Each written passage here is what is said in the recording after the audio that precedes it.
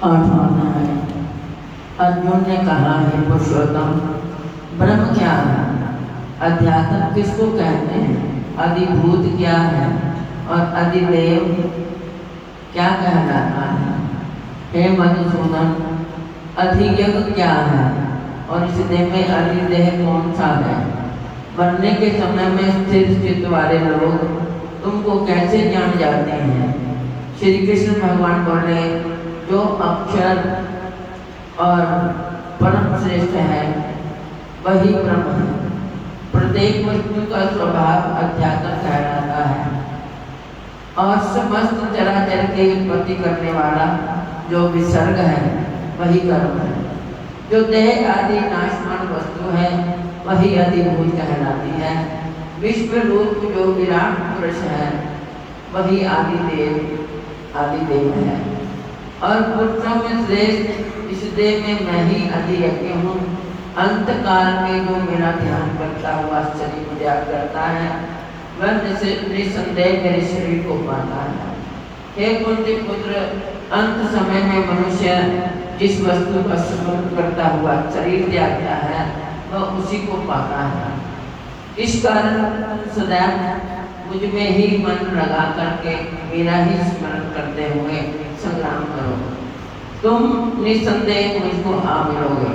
हे पार्थ, अभ्यास रूप योग से युक्त हो दूसरी और ना जाने वाले मन से सदा चिंतन करता हुआ पुरुष परम और दिव्य पद को ही प्राप्त होता है। अतएव जो अंत समय में मन को एकाग्र कर भक्ति पूर्वक योगाभ्यास के बल से दोनों भूमों के मध्य भाग में प्राण को चढ़ाकर सर्वज्ञ अनादि संपूर्ण जगत के नियंता सूक्ष्म से सूक्ष्म तक सबके पोषक अचिंत्य स्वरूप सूर्य के समान प्रकाशमान तमोगुण से नहीं परम पुरुष का ध्यान करता है वो उसको मिलता है। वेद के जानने वाले जिसको अक्षर कहते हैं, वीतराग होकर सन्यासी जिसमें प्रवेश करते हैं तथा जिसको चाहने वाले ब्रह्मचर्य का आचरण करते हैं, उस परम पद को तुमसे संक्षेप में कहना। जो सब इंद्रियों द्वारों को रोककर मन को हृदय में धारण कर प्राण को मस्तक में ले जाकर समाधि योग से स्थित ओम इस अक्षर का उच्चारण करता हुआ जो देह को त्यागता है उसे मोक्ष रूप गति प्राप्त होती है।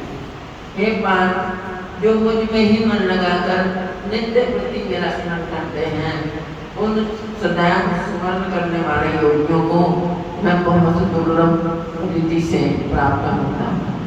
मुझको प्राप्त होने पर परम सिद्धि को प्राप्त करने वाले महात्मागण फिर वह जन्म नहीं धारण करते। जो नाशवान और दुख का घर है, हे अर्जुन, ब्रह्मलोक पर्यंत जितने लोग हैं वहां से लौटना पड़ता है, परंतु मुझ में बढ़ने से फिर जन्म नहीं होता। 1000 महायुगों का एक दिन होता है और 1000 महायुगों की एक रात्रि ब्रह्मा की होती है। जो उन बातों को जानते हैं वह सब ज्ञाता है। ब्रह्मा का दिन होने पर अव्यय से सब व्यक्तियों का उदय होता है और रात को उसी में लय होता है। हे पार्थ, समस्त चराचर वस्तुओं का ये समुदाय दिन में बार बार उत्पन्न होकर रात्रि के आगमन में लीन हो जाता है। इस अव्यक्त से परे दूसरा सनातन अव्यक्त है जो इन सब के नष्ट होने पर भी कभी नष्ट नहीं होता और उस अव्यक्त को ही अक्सर कहते हैं। वही परम गति है जिसको प्राप्त करके फिर संसार में नहीं जन्मते। वही मेरा परम धाम है।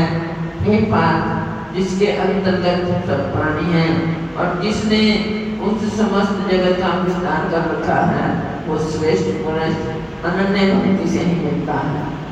हे भारत श्रेष्ठ, जिस कारण में योगी जन देह छोड़कर फिर नहीं लौटते हैं और जिस कारण में अग्नि प्रकाश और दिन शुक्ल पक्ष को ऐसे उत्तरायण के 6 महीने में मृत्यु को प्राप्त होते हैं।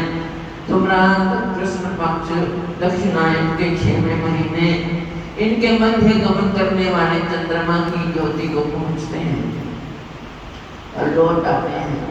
संसार को नित्य चलाने वाला शुक्ल और कृष्ण नाम की 2 गतियां हैं। एक से आने पर लौटना पड़ता है और दूसरी पर फिर लौटना नहीं होता। एक बात योगी इन दोनों गतियों का तत्व जानता है, इसी से मोह में नहीं पड़ता। अतः हे अर्जुन, तुम सदा योग युक्त हो। वेद, यज्ञ, तप और दान से जो पुण्य फल बनाए हैं, योगी उन सबसे अधिक ऐश्वर्य प्राप्त करता है और सर्वोत्तम आदि स्थान पाता है। 8वें अध्याय का वर्णन। श्री नारायण जी बोले, हे लक्ष्मी, दक्षिण देश में नर्मदा नदी के तट पर एक नगर है। उसमें सुशर्मा नामक एक बड़ा धनवान विप्र रहता था। एक दिन उसने एक संत महात्मा से पूछा, हे ऋषि जी, मेरे संतान नहीं है। तब ऋषिवर ने कहा, तू अश्वमेध यज्ञ कर, बकरा देवी को भेंट चढ़ा, देवी तेरे को पुत्र देगी। तब उसने यज्ञ करने को एक बकरा मोल लिया, उसको स्नान कराकर मेवा खिलाई। जब उसको मारने लगा तब बकरा कह शब्द करके हंसा। तब ब्राह्मण ने पूछा, है बकरे, तुम क्यों हंसा है? तब बकरे ने कहा, पिछले जन्म में मेरे भी संतान नहीं थी। तब एक ब्राह्मण ने मुझे भी अश्वमेध यज्ञ करने को कहा था। मैंने सारी नगरी में बकरा ढूंढा, परंतु बकरा हाथ न लगा। ढूंढते ढूंढते एक बकरी का बच्चा दूध पीता मिला। उस बच्चे समेत बकरी को मोल ले लिया। तब उसको बकरी के स्तन से छुड़ाकर यज्ञ करने लगा। तब बकरी बोली, अरे ब्राह्मण, तू ब्राह्मण नहीं जो मेरे पुत्र को होम में देने लगा है, तू महापापी है। क्या ये कभी सुना है कि पराये पुत्र को मारने से किसी के पुत्र पाया है? तू अपनी संतान के लिए मेरे पुत्र को मारता है। वह बकरी बहुत ही कहती रही, पर मैंने होम किया। तब बकरी ने श्राप दिया कि तेरा गला भी इसी भांति कटेगा। ऐसा श्राप देकर वह बकरी तड़प कर मर गई। कुछ समय बाद मेरा भी काल आया। मेरे कर्मों के कारण मुझे नरक की आग में दबाया गया। फिर नरक भोगकर अनेकों योनियों में जन्म लेकर महान दुख भोगता रहा। अब बकरे का जन्म पाया, तब मुझे एक बाजीगर ने मोल ले लिया। अब सुध पाऊंगा, किंतु तू छुरी लेकर मारने लगा। तब ब्राह्मण ने कहा, हे बकरे, तुझे भी जान प्यारी है। अब मैं अपने नेत्रों से देखी हुई कहता हूँ। कुरुक्षेत्र में चंद्र सुशर्मा राजा स्नान करने आया। उसने ब्राह्मण से पूछा, ग्रहण में क्या दान करूं? उसने कहा, हे राजन, काले पुरुष का दान कर। तब राजा ने काले लोहे का पुरुष बनवाया, नेत्रों की जगह लाल जड़वा सोने के आभूषण पहना कर तैयार किया। अब वह काला पुरुष कह शब्द करके हंसा। राजा डर गया कि कोई बड़ा अवगुण है जो लोहे का पुरुष हंसा। तब लोहे ने उस काले पुरुष से ब्राह्मण को कहा, हे ब्राह्मण, तू मुझे लेगा? तब ब्राह्मण ने कहा, मैंने तेरे सिर के कई बचाए हैं। तब काले पुरुष ने कहा कि तू मुझे वो कारण बता जिस कारण से तूने अनेक दांत बचाए हैं। तब विप्र ने कहा, जो गुण मेरे में है तो मैं ही जानता हूँ। तब वो काला पुरुष कह शब्द कर फट गया। उसमें से एक कालिका की मूर्ति निकल आई। तब विप्र ने श्री गीता जी के 8वें अध्याय का पाठ किया। उस कालिका की मूर्ति ने सुनकर देह पलटी। जल की अंजलि भर के उस विप्र ने मूर्ति पर जल छिड़का। जल के छिड़कने से तत्काल उसकी देह देह पाई। विमान पर बैठकर बैकुंठ को गई। तब राजा ने कहा, तुम्हारे में भी कोई ऐसा गुण है जिसके शब्द से मैं भी अधम देह को मुक्ति पाऊं। तब उस विप्र ने कहा, मैं वेद पाठी हूँ।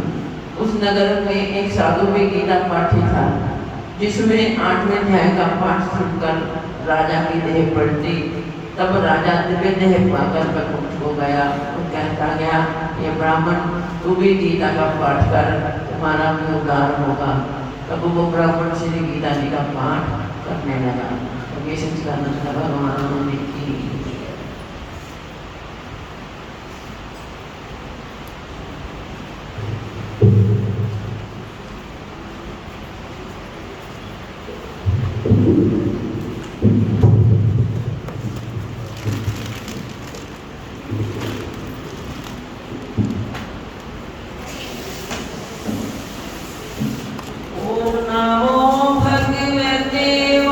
वासुदेवाय, ओम नमो भगवते वासुदेवाय।